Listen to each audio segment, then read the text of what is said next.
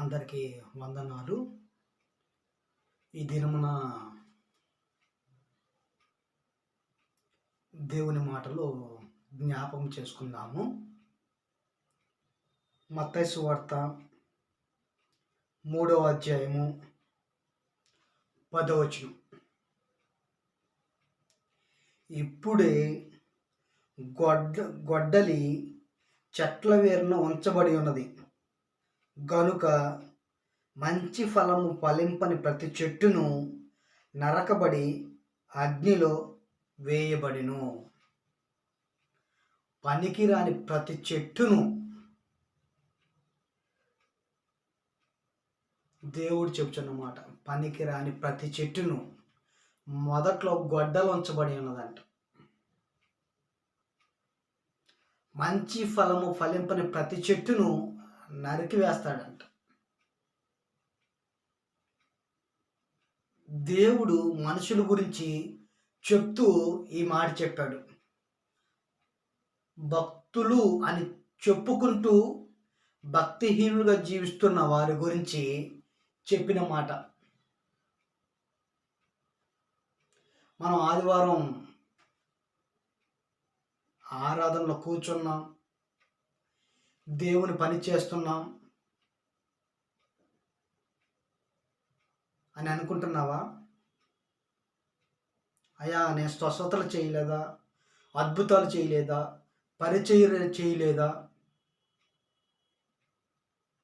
ప్రవచించలేదా అని అన్నప్పుడు యేసుక్రీస్తు ఒక్కటే మాట అంటాడు. ఏమని తెలుసా?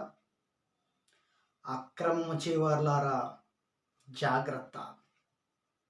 వీళ్ళు స్వస్థతలు చేశారు, అద్భుతాలు చేశారు, ప్రవచించారు, బోధ చేశారు, చాలా మటుకు చేశారు. ఆయన అక్రమము చేయవారులారా అన్నాడు. ఎందుకన్నాడు అంటే దేవునికి మనుషులకి చాలా వ్యత్యాసం ఉంది. అందుకే ఆయన ఆ మాట అంటున్నాడు, అక్రమం చేయవారులారా అంటున్నాడు. కడవరకు మన భక్తి కొనసాగించాలి.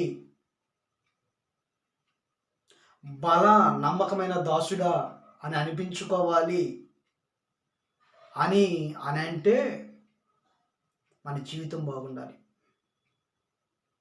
మన హృదయం బాగుండాలి. అప్పుడు దేవుడు నా సేవకుడు అని ఆయన మెచ్చుకుంటాడండి.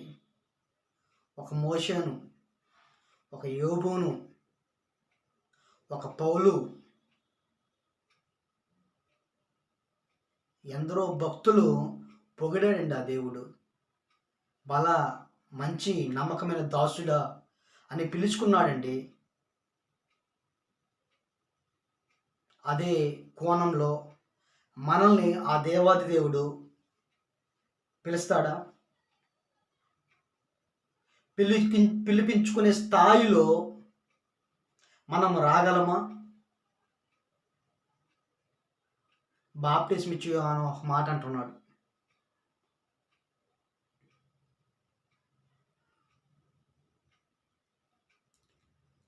అతడు పరిసయ్యులను సద్దుకైలను అనేకులు బాప్టిజం పొందు వచ్చుట చూచి, సర్ప సంతానమా, రాబో ఉగ్రత తప్పించుకున్నటకు మీకు బుద్ధి చెప్పిన వాడెవడు? సర్ప సంతానం అంటున్నాడండి. మీకు బుద్ధి చెప్పిన వాడెవడు? ఆనాటి కాల ప్రజల గురించి చెప్పుచున్న మాట. నేటి కాలంలో ప్రజలకి చెప్పినా వినరు. ప్రజలే మనలాంటి భక్తులకు తన స్టైల్లో తెలిసిన మాటల ద్వారా మాట్లాడతారు. అయితే బాప్టిజం ఇచ్చి యోహాను ఏమంటున్నాడో తెలుసా? సర్ప సంతానమా అంటున్నాడు. మారు మనసుకు తగిన ఫలము ఫలించుడి అంటున్నాడు.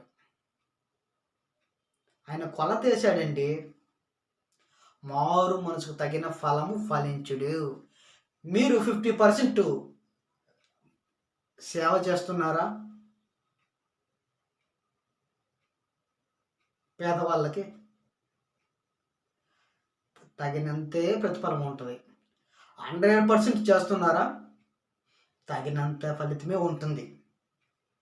మన జీవితం ఎలా ఉందో దానికి తగినట్టే ప్రతిఫలం ఉంటుందని బాప్తిస్మిచ్చి యోహాను గారు చెప్తూ ఏమంటున్నాడు తెలుసా?